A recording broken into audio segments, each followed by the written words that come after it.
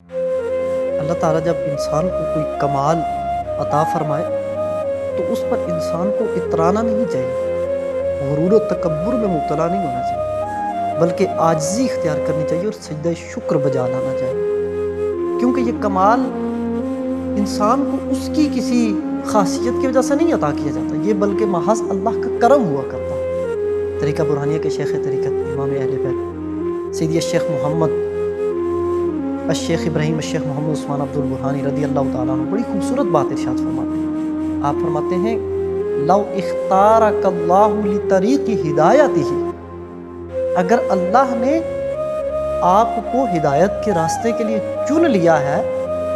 تو یہ آپ کی کسی خاصیت کی وجہ سے نہیں ہے، اور نہ ہی آپ کی اطاعت اور آپ کی عبادات اور پرہیزگاری کی وجہ سے، بلکہ یہ محض اس کا کرم ہے کہ اس نے آپ کو اس چیز کے لیے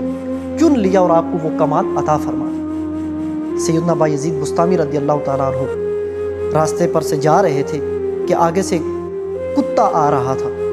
تو بایزید بسطامی رضی اللہ تعالیٰ نے راستہ چھوڑا، کتے کو راستہ دیا گزرنے کے لیے، تو ساتھ میں جو مریدین تھے انہوں نے عرض کی حضرت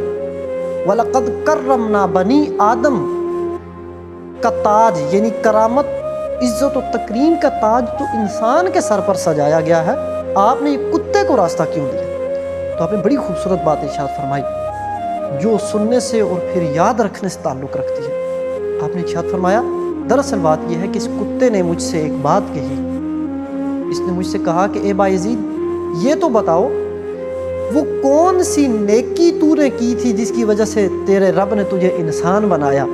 اور میں نے وہ کیا خطا کی تھی کہ جس کی وجہ سے مجھے کتا بنایا؟ یعنی اس وقت تو خطا اور نیکی کا تصور ہی نہیں تھا، اس وقت تو آپ تھے ہی نہیں، تو یعنی کہ ثابت یہ ہوا کہ یہ محض اللہ کا کرم ہے کہ وہ اگر کسی کو کوئی کمال عطا فرما دے۔ پھر مولانا آگے فرماتے ہیں کہ یہ اللہ کی رحمت انسان کے شامل حال ہوتی ہے، اس کا فضل ہوتا ہے تو وہ کمال انسان کے اندر رکھا جاتا ہے، اس پر اترانا نہیں چاہیے، عاجزی اختیار کرنی چاہیے، شکرانے کے نوافل ادا کرنے چاہیے۔ پھر آپ آگے ارشاد فرماتے ہیں کہ علماء میں سے ایک شخص کی بارگاہ میں ایک شخص حاضر ہوا اور پھر اس نے ایک تیسرے شخص کا تذکرہ کیا اور کہا کہ حضرت وہ جو فلاں شخص ہے اس کے ساتھ پتہ نہیں کیا معاملہ ہوا، وہ اپنی پرانی روٹین کی طرف لوٹ گیا، غفلت کی زندگی میں دوبارہ چلا گیا، حالانکہ اس کے پاس بڑا کمال تھا، اس کو اللہ سبحانہ وتعالیٰ بڑی صلاحیتیں عطا کی تھی۔ تو انہوں نے فرمایا کہ دو سبب ہو سکتے ہیں، دو وجوہات ہو سکتی ہیں کہ جن کی وجہ سے وہ اپنی اصل سے گر گیا۔ فرمایا ایک تو یہ کہ اس نے اللہ سے ثابت قدم رہنے کی دعا نہیں کی ہوگی، اور دوسرا یہ کہ اس نے اس استقامت پر اللہ سبحانہ و تعالیٰ کا شکر ادا نہیں کیا ہوگا۔ تو یہ دو چیزیں ہمیں ان کو یاد رکھنا چاہیے اور اپنی زندگی میں اپنانا چاہیے کہ اگر اللہ سبحانہ و تعالیٰ ہمیں کوئی کمال عطا فرمائے، کوئی ہمیں صلاحیت عطا فرمائے، تو ایک تو ہم اس پر ثابت قدم رہنے کی اللہ سے ہر وقت دعا مانگتے رہیں، اور دوسرا ہم اللہ سبحانہ و تعالیٰ کے